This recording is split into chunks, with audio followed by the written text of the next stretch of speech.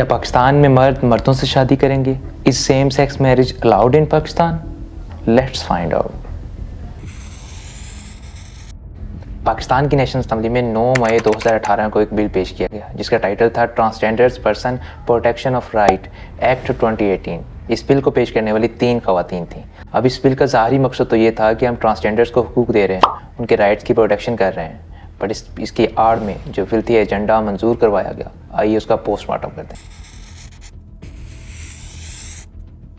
सबसे पहली चालाकी तो इन्होंने इस बिल के टाइटल में खेली कि इसे ट्रांसजेंडर्स पर्सन का नाम दे दिया। अब इसको समझने के लिए आपको 2 टर्म्स का पता होना चाहिए, पहली ट्रांसजेंडर और दूसरी इंटरसेक्स। अब ट्रांसजेंडर वो लोग होते हैं जिनकी जिन्स में यानी जिनसी अज़ा में तो कोई भाम नहीं होता, यानी वो बिल्कुल या तो मर्द की तरह होते हैं या औरत की तरह होते हैं, मगर जब वो बड़े होते हैं तो उनको महसूस होता है कि नहीं, मेरी जिन्स उससे मुख्तलिफ है जो मुझे बर्थ के वक्त डॉक्टर ने साइन की थी।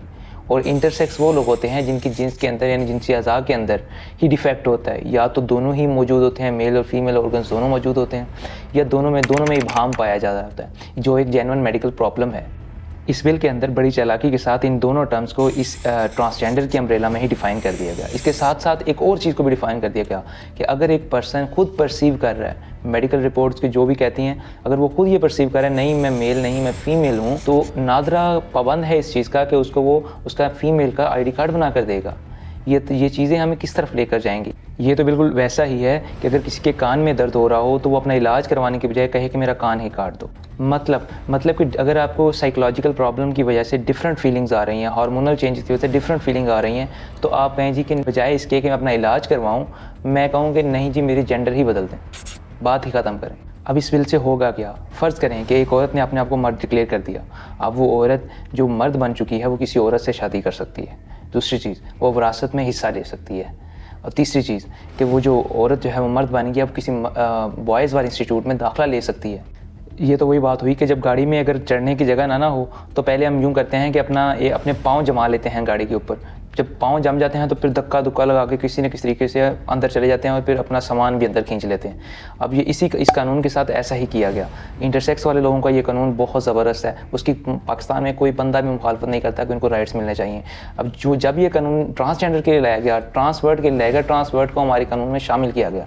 अब देखिएगा आने वाले वक्तों में क्या होगा कि कुछ और टर्म्स भी इसमें शामिल की जाएंगी, जैसा कि ट्रांस एज। अब जब हमने बायोलॉजिकल कॉन्सेप्ट ही ख़त्म कर दिया कि बायोलॉजी को हम नहीं मानते, हम बंदे की परसेप्शन को मानते हैं। अब इसी तरह ट्रांस एज के अंदर आ जाओ कि अगर बंदा कहता है कि आपको शायद बायोलॉजिकली ये नज़र भी आ रहा हो कि मैं 60 ईयर्स का हूँ, पर मैं 60 ईयर्स का नहीं हूँ, मुझे लग रहा है मैं 18 साल का हूँ, तो मुझे एज 18 ईयर्स टीनेजर डील किया जाए। इसी तरह ट्रांस रेस में आ जाए, अगर एक बंदा कह रहा है कि आपको नज़र आ रहा है मैं पाकिस्तानी हूँ, मेरे पास भले पाकिस्तानी पासपोर्ट है, पर मुझे महसूस हो रहा है कि मैं अमेरिकन हूँ, बाय नेशन में अमेरिकन हूँ, तो किसी न किसी जगह से पीछे जाके मेरी आप चेक कर लें शजरे में, मैं आपको अमेरिकन ही मिलूंगा, मुझे अपना अमेरिकन पासपोर्ट इशू करें। इसी तरह ट्रांसवेट पे आ जाओ कि इसी तरह रेसलिंग की बात कर लें, अगर एक बंदा 90 kg का है, वो कहे नहीं जी मैं तो 70 kg का हूँ, 60 kg का हूँ, मुझे तो उस कैटेगरी में खिलाया जाए, क्योंकि मैं खुद ये फील कर रहा हूँ, मैं मेरी सेल्फ परसेप्शन है कि मैं 60 kg का हूँ। जब उसको 60 kg में खिलाया जाएगा वो तो उठा के मारेगा, हैवी वेट बंदा लाइट वेट को तो उठा के मारेगा। तो ये एक नई सीमत में चले पड़ेगी बात। ये मैं कोई कहानियाँ नहीं सुना रहा, अमेरिका के अंदर इस तरह का केस पेश आया है कि एक 60 साल के बुजुर्ग ने 13 साल के बच्चे के साथ रेप कर दिया। जब उससे पूछा कि भाई तुमने क्यों किया, तो कहते हैं मैं तो अपने आप को परसीव करता हूँ कि मैं तो 11 साल का हूँ, मैं 11 साल को, लड़की 13 साल की, हमने रजामंदी से किया। अब ये वाक़यात पेश आ रहे हैं, तो मैं कह रहा हूँ कि जब बात निकलेगी तो दूर तक जाएगी। सब सवाल ये है कि वो ये बिल मंजूर कैसे करवा लेते हैं, तो इसके पीछे बाकायदा एक प्रॉपर सिस्टम है। सबसे पहले तो फ्रीडम ऑफ स्पीच और फ्रीडम ऑफ एक्सप्रेशन का नाम लेकर एक कैंपेन चलाते हैं, सोशल मीडिया कैंपेन चलाते हैं, छोटे छोटे मार्च करते हैं, जिस तरह औरत मार्च और ट्रांसजेंडर्स का मार्च। इसके अंदर ही अपने नारे, एक खूबसूरत सा नारा पेश करते हैं, मेरा जिस्म मेरी मर्जी। खूबसूरत तो नहीं है, आई कैचिंग और एक सुनने में ज़रा डिफरेंट लगता है। दूसरे स्टेप में ये क्या करते हैं कि अपने आप को मजलूम और अपने मुखालिफ को जालिम ज़ाहिर करते हैं। मिसाल के तौर पर जब ये फेमिनिज़म वाला सीन चला तो उस दौरान उलमाए कराम ने या समाजी शख्सियात ने या खलीलुर रहमान कमर हो या कोई और हो, जिसने भी इसकी मुखालफत की, उसकी करैक्टर असैसिनेशन शुरू कर दी। कहा कि ये नैरो माइंडेड है, ये जालिम है, ये जाहिल बंदा है। उनके खिलाफ एक बाकायदा सोशल मीडिया कैंपेन चलाई गई। तो अगर कोई हमारे खिलाफ बोले तो उसके इस काबिल ही ना छोड़ें कि उसकी आवाज़ कोई सुन सके। तो फिर इसी मजलूमपन में और इसी मजलूमियत के अंदर ये असम्बली में खुशनुमा नारे के साथ, टाइटल के साथ अपना एक बिल पेश करवाते हैं, जैसे ये transgender protection of right bill. मतलब कि ट्रांसजेंडर्स की प्रोटेक्शन का बिल है और ट्रांसजेंडर्स ही इससे नाला हैं।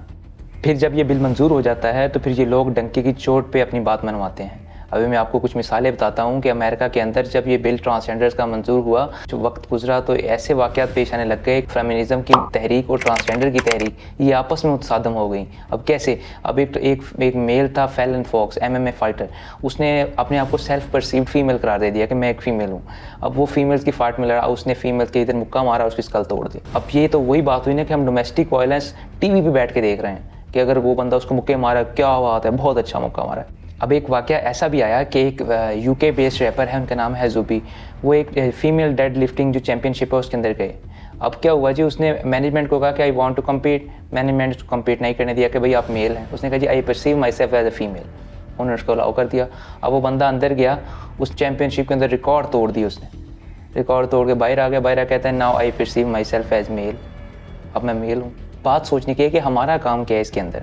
हमें चाहिए कि सबसे पहले तो हम इन MNAs पर, इन जो पार्लियामेंट्री प्रोसीडिंग्स हैं, इन पे नज़र रखें कि कौन सा बिल आ रहा है, कौन सा जा रहा है। क्योंकि जब हमें पता नहीं ना होता, हम गौर नहीं कर रहे होते, हम इन पे नज़र नहीं होते, तो इनकी अपनी मर्ज़ी, जो इनको ऊपर से इनके आकाओं की तरफ से ख़त आते हैं, उसी बिल पे ये साइन कर देते हैं आंखें बंद करके, और आगे हम पे नाफिज हो जाते हैं।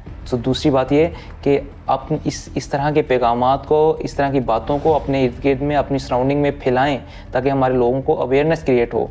अब अगर जब आप क़यामत वाले दिन अल्लाह ताला के पास जाएंगे तो अल्लाह आप पूछेंगे कि तुम्हारी नज़रों के सामने इस तरह के बिल आए तो तुमने क्या किया, तो हम ये कहने वाले तो बने कि अल्लाह पाक मेरी इस्तादाद में जिस कदर जहाँ तक आवाज़ पहुँचाना था मैंने अपनी आवाज़ पहुँचाई। अब आपसे भी यही दरख्वास्त है कि अपनी आवाज़ को दूर तक पहुंचाएं, जितनी दूर तक आप पहुंचा सकते हैं, क्योंकि जितने लोगों को ज़्यादा को इस बारे में इल्म होगा उतना इसको रोकना आसान होगा। क्योंकि हमारी पार्लियामेंट तो इसको कबूल कर चुकी है।